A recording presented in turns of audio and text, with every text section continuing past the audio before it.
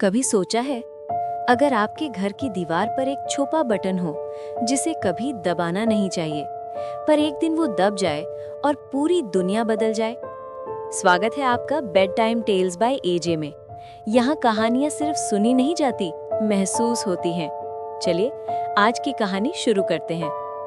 अयान सिर्फ 12 साल का था, लेकिन क्यूरियोसिटी उसके अंदर किसी साइंटिस्ट की तरह भागी फिर रही थी। नया घर, पुराना हवेली टाइप, खिड़कियों से आती ठंडी हवा और हर दीवार पर लंबे क्रैक्स। मीरा 16, थोड़ी कंपोज्ड, थोड़ी अनॉयड और थोड़ी सीक्रेटिव, अपना फोन चार्ज पर लगाकर कॉर्नर में बैठी थी। उनकी दादी अम्मा बरामदे में बैठी चाय पी रही थी, जैसे घर के साथ उनका पूरा कोई रिश्ता हो।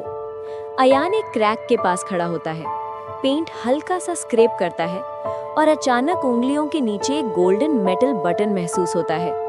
मिरर स्मूथ, साइलेंट, जैसे किसी ने जानबूझकर छुपा रखा हो। और ये क्या है? अयान फुसफुसाता है। Before Meera warns him, click, button दब जाता है। अचानक हवा ठंडी पड़ती है, पूरा घर हल्की सी वाइब्रेशन में आ जाता है।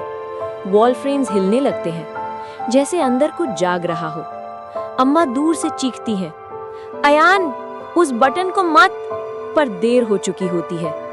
दीवार पर एक डोर आउटलाइन उभरने लगती है, पहली फेंट, फिर क्लियरर, फिर दीवार लिटरली पीछे हटने लगती है। एक अंदर जाने का रास्ता। अयान की आंखों में चमक, मीरा की आंखों में डाउट, अम्मा की आंखों में डर। ये घर ऐसे ही बना नहीं था, अम्मा धीरे से बोलती है। इसके पीछे एक कहानी है।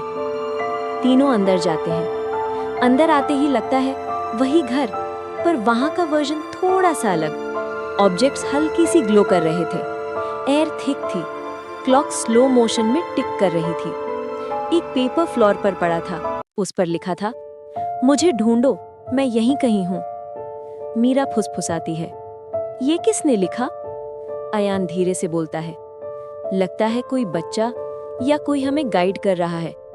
फिर एक और नोट मिलता है स्टेयरकेस के नीचे, मैं घर से 27 साल पहले गायब हो गया था।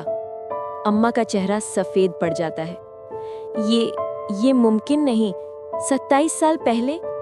मीरा पूछती है, अम्मा, क्या आप किसी को जानती हो?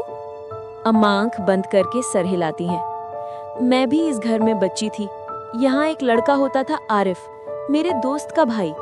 एक दिन वो गायब हो गया।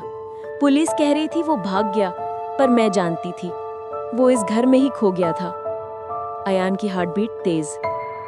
पैरेलल हाउस का हॉल उनके पीछे बंद हो जाता है, लाइट्स डिम।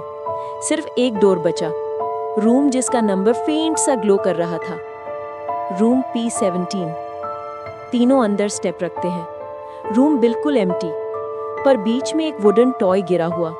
अयान उसे उठाता है। टॉय के बॉटम पर रिटन होता है, अयान, मुझे वापस घर ले चलो। अयान शिवर करता है। मेरा नाम?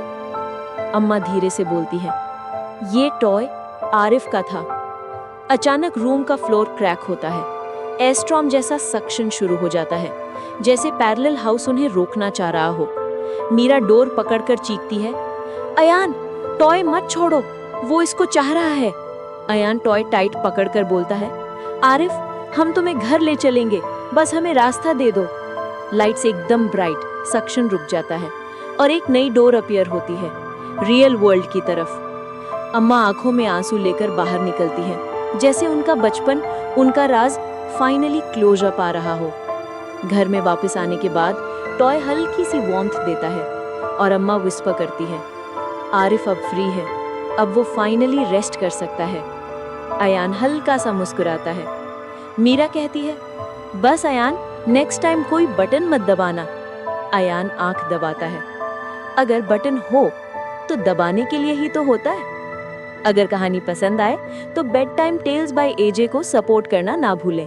मिलते हैं अगली कहानी में, जहां एक नई रात एक नया राज लेकर आएगी। शुभ रात्रि।